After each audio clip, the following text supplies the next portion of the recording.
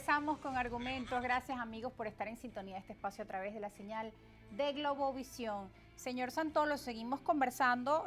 Nos hablaba antes de irnos a la pausa sobre las estrategias. Por un lado, vemos al presidente Nicolás Maduro en sus reuniones con los jefes de calle, el 1x10, las estrategias de cara a estas elecciones. De hecho, muchos analistas políticos han asegurado que, bueno, ha estado en constante campaña, a pesar de que a veces han nombrado otros nombres dentro del gobierno, como Rafael Lacaba, Delcy Rodríguez, Diosdado Cabello.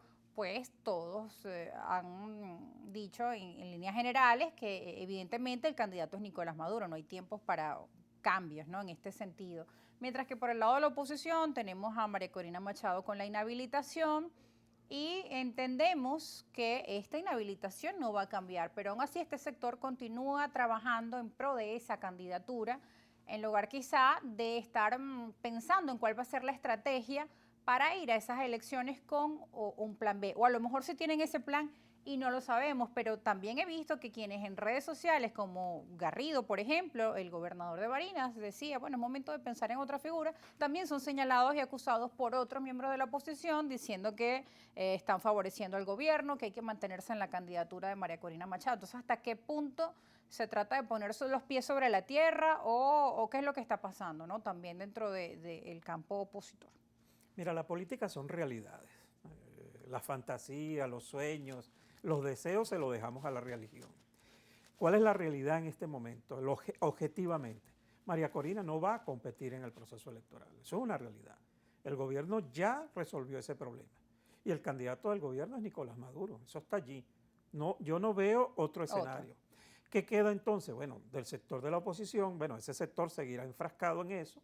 Es lamentable porque eso va a generar desesperanza, va a generar, bueno, abstención, que eso es lo que juega el gobierno. Al gobierno le conviene que María Corina siga en esta situación que está planteada, como ella dice, hasta finales cuando vaya a inscribirse en el CNE que no pueda. y no pueda. Entonces, bueno, vamos a desperdiciar cuántos meses en esto.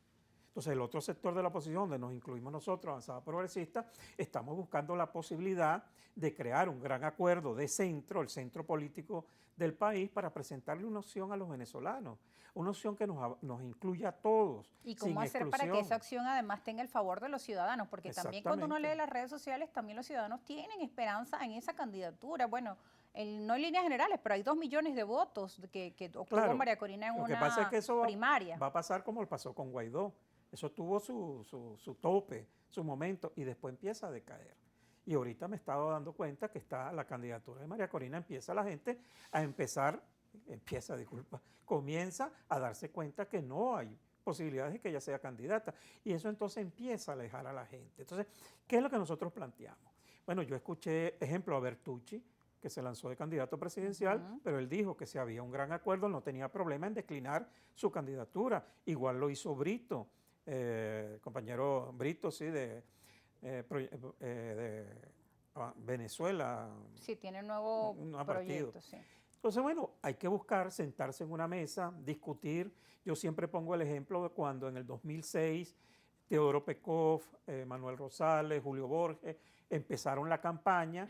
Bueno, y a mitad de campaña se sentaron en una mesa y decidieron quién era el mejor candidato, que por cierto fue Rosales. Yo creo que nosotros podemos buscar una metodología que nos lleve a reunir alrededor de una candidatura la gran mayoría del país. Ese es otro de los argumentos que sostienen muchos sectores políticos, llegar a un gran consenso para conseguir el candidato más adecuado para la transición. Otro de los términos que tanto se ha hablado, pero que no termina quizá de cuajar o de darse, de concretarse. Claro, porque hay muchos, estos que son el extremo de la oposición, que dice, bueno, el gobierno les va a imponer un candidato. No, nosotros tenemos que escoger un candidato, pero un candidato que garantice que primero ganar, después que haya una transición y le entreguen el gobierno, y después que pueda gobernar para todos los sectores, que empiece a resolver los problemas, porque vamos a ir a un proceso electoral para seguir en la confrontación. ¿Y cuándo vamos a atender a la gente? ¿Cuándo vamos a atender el salario de los trabajadores, las pensiones de los viejos? ¿Cuándo nos vamos a ocupar de los niños que no están yendo a la escuela, del problema de la alimentación de nuestros niños? Entonces yo creo que eso hay que empezar a atenderlo. Entonces alrededor de un proyecto de país, bueno, y el que mejor lo encarne y le digamos entre todos, mire, nosotros podemos ponernos de acuerdo en brindarle a la población una opción, pero una opción cierta. Porque también la población resiente eso, que mientras la oposición está buscando su candidato, su consenso, salen cada día nuevas candidaturas, otras mueren y nacen otras, bueno, los problemas siguen allí. Y por otro lado, el gobierno pues también anuncia giros en su política económica, acuerdos con otros países, pero el tema de las sanciones continúa allí y también digamos, los discursos han ido polarizándose, pues ha sido más fuerte también el tono de algunas figuras del gobierno, lo cual también está creando pues expectativa dentro de la población de cómo va a terminar este año 2024. Se han elevado el tono en las conversaciones con Estados Unidos, se han levantado de la mesa. ¿Qué va a pasar si retornan nuevamente las sanciones en abril? Vamos a estar peor. Entonces una población que ya siente que no ha visto resultados de ningún tipo en materia económica, que se anuncie que podamos ir a un retroceso y que vengan más sanciones o un ajuste más fuerte, es difícil. Los jóvenes están pensando, bueno, ¿qué hacemos? ¿Migramos? Son muchas las preguntas que hoy tiene la familia venezolana. Mire, yo creo que Estados Unidos se ha equivocado totalmente con la política hacia Venezuela. Mientras mayor pobreza haya en este país, más dependencia del gobierno, del Estado. Más migración, que y tampoco más migración. Otro de los temas. Entonces el gobierno, bueno, nos quedaremos 10 millones de venezolanos en este país, por cierto, la mayoría adultos y bien mayores, porque la gente va a seguir emigrando. ¿Y a quién le conviene eso? Entonces, si tú abres económicamente el país, generas empresas, generas empleo, le das oportunidad a estos muchachos que están estudiando, el país comienza a desarrollarse y eso ayuda a la situación política, porque ya tú no vas a depender del gobierno, vas a depender de tu trabajo y eso te da independencia política. Mientras tú sigas presionando a la población mediante las sanciones, que son sanciones que van, lamentablemente, que quien las paga son los más necesitados, bueno, el gobierno va a seguir allí. No es forma. Además, eso está estudiado sociológicamente, eso no es nuevo. Mientras los pueblos son más oprimidos, más dependientes del Estado y menos cambios políticos hay. Cuando las clases medias se desarrollan, hay ingresos, hay posibilidades, es que se dan las transformaciones políticas. Entonces, el llamado que uno también le hace al gobierno de los Estados Unidos, bueno, que vea de verdad cómo nos va a ayudar. Porque, como dicen los mexicanos, no me ayude, compadre, si nos van a volver a poner las sanciones, que por cierto no perjudican en nada al gobierno. Yo no he visto a Nicolás Maduro haciendo cola para poner gasolina en lo absoluto, entonces que me digan a mí en qué nos ayudan las sanciones a los venezolanos que queremos superar esta tragedia. Por eso seguimos y decimos que esas sanciones deben ser eliminadas, que nos den la posibilidad a los venezolanos de resolver nuestros problemas. ¿Y cómo los vamos a resolver? Así, organizándonos por la vía democrática, por la vía del voto, que yo soy de los que dice que sí es posible derrotar al gobierno y derrotarlo con fortaleza. Y bueno, y plantearle al gobierno, ¿por qué no?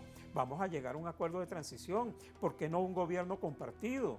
No es que vamos a salir de todos los ministros. Por cierto, cuando Chávez ganó las elecciones, dejó creo que 3 ministros de Caldera y se hizo allí una transición en la parte económica. Nosotros podemos tomar ese ejemplo. Y yo siempre pongo el ejemplo... Lo que llaman cohabitar. Bueno, es que eso de cohabitar también lo han convertido en una palabra obscena. ¿no? Pero en otros países es un Pero término es que bueno, eso es normal en se política. utiliza. Lo que es diálogo, lo que es la colaboración, la cohabitación, eso es normal. Ministros de diferentes colores, diferentes tendencias. Tenemos que ir a una pausa, al regreso seguiremos hablando. ¿Cómo piensan entonces construir ese cambio? ¿De qué se trata esa propuesta de transición o de elegir un candidato de consenso? Además, ¿cómo lo lograrían? Porque son muchos todavía partidos, candidaturas. Es difícil ese tema de reunificar a la oposición y, como decíamos, la población no puede seguir esperando, ¿no?, a que lleguen soluciones o que llegue un proceso electoral para que lleguen esas soluciones. Las soluciones tienen que llegar ya. ¿Cómo van a ser? Pausa y volvemos.